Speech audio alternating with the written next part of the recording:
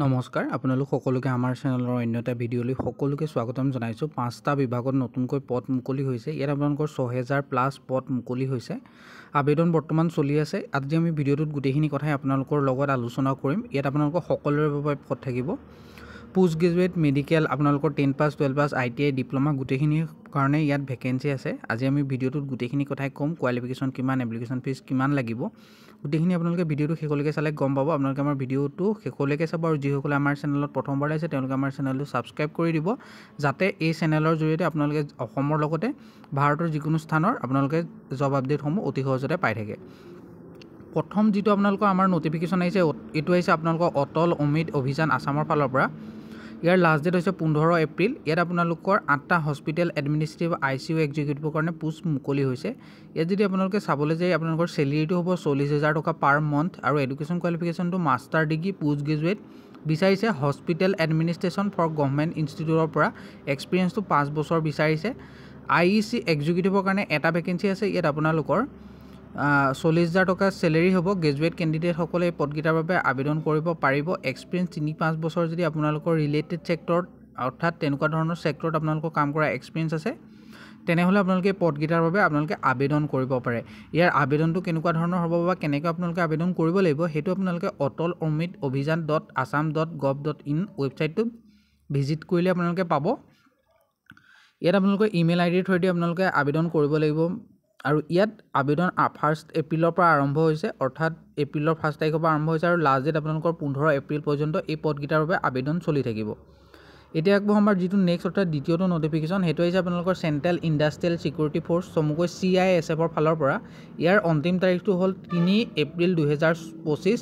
ইয়াৰ মই ভিডিঅ' আগতে বনাইছোঁ, আপোনালোকে চাইছে নাই মই গম নাপাওঁ, যিহেতুকে এইটো এটা ৰিমাইণ্ডাৰ ভিডিঅ' হয়। চেণ্ট্ৰেল ইণ্ডাষ্ট্ৰিয়েল চিকিউৰিটি ফ'ৰ্চ, চমুকৈ CISFৰ ফালৰ পৰা 1161টা কনিষ্টেবলৰ কাৰণে ভেকেঞ্চি মুকলি হৈছে, যিটোত আপোনালোকৰ ইয়াত নৰ্মেল যিসকলে মেট্ৰিক পাছ কৰিছে, লগত আপোনালোকৰ ITI আছে, তেওঁলোকে এই পদকেইটাৰ বাবে আবেদন কৰিব পাৰিব। ইয়াত আপোনালোকৰ কাৰ্পেণ্টাৰ, মালি, পেইণ্টাৰকে আদি কৰি boot maker, electrician, welder, watchman, machinist, pump attendant, motor pump attendant, ইলেক্ট্ৰিচিয়ানকে আদি কৰি তেনেকুৱা ধৰণৰ পদ আছে। ইয়াত 18 পৰা 23 বছৰৰ ভিতৰত প্ৰত্যেকজন কেণ্ডিডেটে এই পদকেইটাৰ বাবে আবেদন কৰিব পাৰে।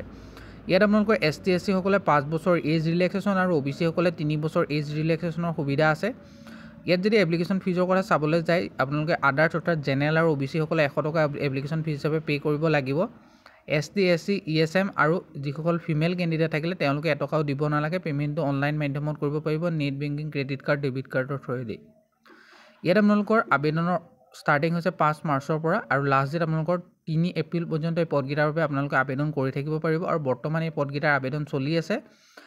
কাইলৈ আপোনালোকৰ এই পদকেইটাৰ লাষ্ট ডেট হয়। আপোনালোকে যিসকলে বৰ্তমানো কৰা নাই, কাইলৈৰ ভিতৰত আপোনালোকে কৰি কমপ্লিট কৰক।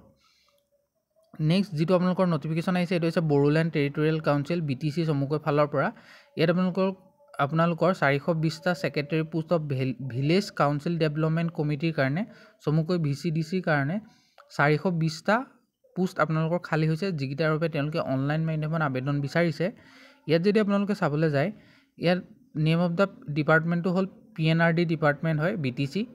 ৰেচিডেণ্টটো ইয়াত কোনসকল, অকল সেইসকলে পাৰিব যিসকল বড়োলেণ্ড টেৰিটৰিয়েল ৰিজনৰ অৰ্থাৎ BTR আণ্ডাৰত বাস কৰে, তেওঁলোকে এই পদকেইটাৰ বাবে আবেদন কৰিব পাৰিব।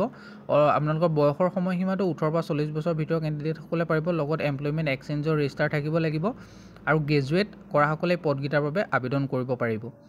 ইয়াত জেনেৰেলসকলে 350 টকা, OBC সকলে 350 টকা আৰু ST SC সকলে 250 টকা অনলাইন মাধ্যমত ইয়াৰ পে'মেণ্টটো কৰিব লাগিব আৰু আপোনালোকৰ এই পে'মেণ্টটো আপোনালোকে এপ্লিকেশ্যন ফিজ হিচাপে পে' কৰিব লাগিব আৰু ইয়াৰ বাবে আবেদন আপোনালোকৰ বৰ্তমান চলি আছে। যিহেতুকে মই কৈছোঁ আপোনালোকে আবেদন কৰিব পাৰে, বৰ্তমান হৈ আছে যদিহে আপোনালোকে BTR হয় আৰু ষ্টাৰ্টিং ডেট আপোনালোকৰ 24 মাৰ্চৰ পৰা আছে আৰু লাষ্ট ডেট আপোনালোকৰ 7 এপ্ৰিল পৰ্যন্ত হৈ আছে। গোটেইকেইটাৰ লিংক মই ভিডিঅ'ৰ ডেছক্ৰিপশ্যন বক্সত দি দিছোঁ আৰু যদি কোনোবা BTR পৰা চাই আছে তেনেহ'লে আপোনালোকে কমেণ্ট এটা কৰি জনাবলৈ নাপাহৰিব। এইটোৱে আপোনালোকৰ কাৰণে সুবৰ্ণ সুযোগ আৰু ভিডিঅ'ৰ ডেছক্ৰিপশ্যন বক্সতে আমাৰ হোৱাটছএপ আৰু টেলিগ্ৰাম গ্ৰুপৰ লিংক দিয়া আছে, আপোনালোকে গৈ তাতো জইন হৈ ল'ব পাৰে। ভিডিঅ'টোত বৰ্তমান লাইক এটা কৰি দিয়ক। নেক্সট যিটো ভেকেঞ্চি আহিছে, এইটো হৈছে আপোনালোকৰ director of elementary education Assam DEE চমুকৈ। ইয়াত আপোনালোকৰ 4,500টা এছিষ্টেণ্ট টিচাৰ লোৱাৰ আৰু আপাৰ প্ৰাইমেৰী স্কুলৰ কাৰণে ভেকেঞ্চি মুকলি হৈছে, যিকেইটাৰ বাবে তেওঁলোকে আবেদন বিচাৰিছে 4,500টা।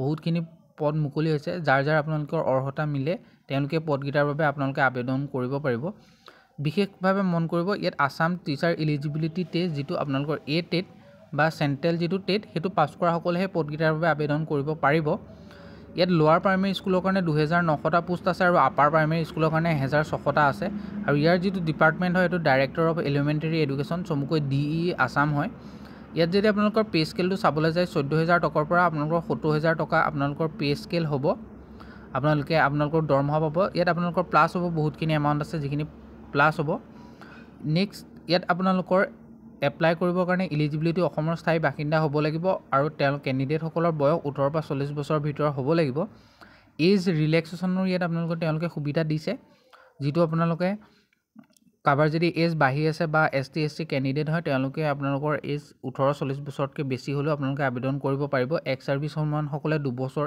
এজ ৰিলেক্সেশ্যন পাব OBC MOBC সকলে 3 বছৰ পাব ST আৰু ST হিল আৰু প্লেন সকলে 5 বছৰ পাব পাৰ্সন উইথ ডিসেবিলিটি যিসকল আছে তেওঁলোকে 10 বছৰ পাব স্মল ফেমিলি নৰ্মছ অৰ্থাৎ যিসকলে দুজনতকৈ বেছি ল'ৰা ছোৱালী আছে সেইখন ফৰ্ম আপোনালোকক প্ৰত্যেকজন কেণ্ডিডেটে ফিল আপ কৰিব লাগিব বা আছে নাই তেওঁলোকেও সেইখন ফৰ্ম ফিল আপ কৰিব লাগিব সেইখন ফৰ্মৰ লিংক আপোনালোকে আমাৰ ভিডিঅ'ৰ ডেছক্ৰিপশ্যন বক্সতে দিয়া আছে পাই যাব এই পদকেইটাৰ বাবে অনলাইন মাধ্যমত আবেদন হ'ব আৰু বৰ্তমান এই পদকেইটাৰ আবেদন চলি আছে আপোনালোকে দেৰি নকৰি এই পদকেইটাৰ বাবে অনলাইন আবেদন কৰিব পাৰে আৰু ইয়াত আবেদন কৰিবৰ কাৰণে আপোনালোকক কিছুমান ডকুমেণ্টৰ প্ৰয়োজন হ'ব যিখিনি মই কৈ দিছোঁ আপোনালোকে এবাৰ মন কৰিব পাছপোৰ্ট সাইজৰ photocopy SSLC admit card SSLC marksheet certificate গ্ৰেজুৱেটৰ মাৰ্কশ্বিট আৰু চাৰ্টিফিকেট এনি আদাৰ মাৰ্কশ্বিট আৰু চাৰ্টিফিকেট যদি আপোনালোকৰ হায়াৰ এডুকেশ্যনৰ কিবা আছে DLED বা BEd কৰা marksheet first year second year গোটেইখিনি লাগিব কাষ্ট চাৰ্টিফিকেট যদি আছে document and support permanent resident certificate PRC লাগিব A টেট বা C টেটৰ আপোনালোকৰ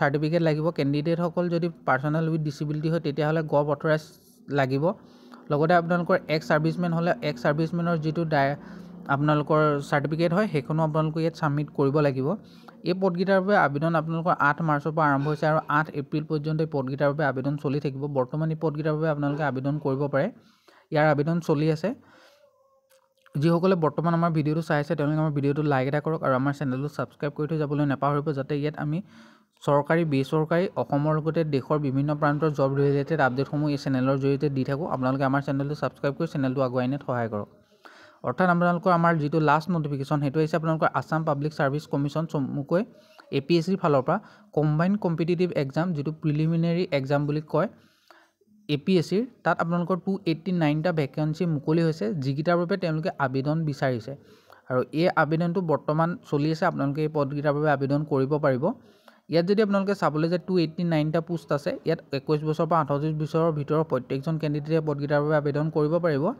ইয়াত আবেদন কৰিবৰ কাৰণে আপোনালোকৰ শিক্ষাগত অৰ্হতা যদি চাবলৈ যায় আপোনালোকৰ গ্ৰেজুৱেট হ'ব লাগিব any stream arts commerce science যিকোনো ষ্ট্ৰীমৰ পৰা আপোনালোকে গ্ৰেজুৱেট সকলে পদকেইটাৰ বাবে আপোনালোকে আবেদন কৰিব পাৰিব পদ যদি কোনটো শাখাত ৰিজাৰ্ভ আছে নেকি চাবলৈ যায় আনৰিজাৰ্ভৰ কাৰণে 160টা আছে OBC MOBC কাৰণে 70 SC কাৰণে 17 ST প্লেনৰ কাৰণে 28 ST হিলৰ কাৰণে 14 PWBD কাৰণে 7টা আৰু এক্স সাৰ্ভিসমেনৰ কাৰণে 7টা তেনেদৰে আপোনালোকৰ 289টা ভেকেন্সি আপোনালোকৰ কেটেগৰি ওয়াইজ ভাগ কৰি তেওঁলোকে দেখাই দিছে আপোনালোকে চাব পাৰে আৰু এই প্ৰিলিমিনাৰী পাছ কৰাৰ পিছত মেইনছ হ'ব বা ইয়াৰ চাকৰিত আপোনালোকৰ ক'ত পোষ্ট আছে বা কেনেকুৱা ধৰণত আপোনালোকে পাব Assam civil service Assam police service labour officer district transport officer block development officer AM AIO superintendent of industry assistant registrar of cooperative society Assam financial service তেনেকুৱা ধৰণৰ আপোনালোকৰ পদসমূহ আছে গোটেইখন এখন বহুত ডাঙৰ লিষ্ট হয় আপোনালোকে assamjobalert.online গুগলত সাৰ্চ কৰিলে পাব নহলে ভিডিঅ'ৰ ডেছক্ৰিপশ্যন বক্সত ইয়াৰ লিংক দিয়া আছে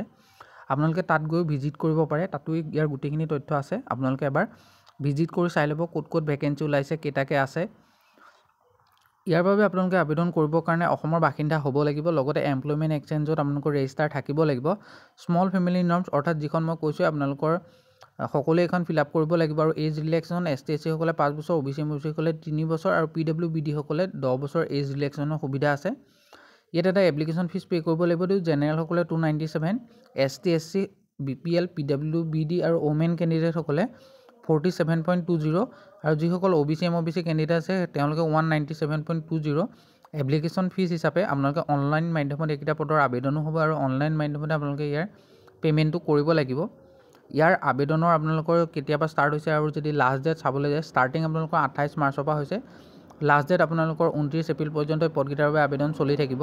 আৰু আপোনালোকে যদি প্ৰিলিমিনেৰী এক্সামৰ যেতিয়া ডেটটো যদি চাবলৈ যায় আপোনালোকৰ ইয়াৰ ডেটটো হৈ গ'ল আপোনালোকৰ এতিয়ালৈকে কোনো ডিক্লেয়াৰ কৰা নাই, যদিও তেওঁলোকে এটা মানে ডেট কৈছে 1 জুনৰ ভিতৰত হ'ব।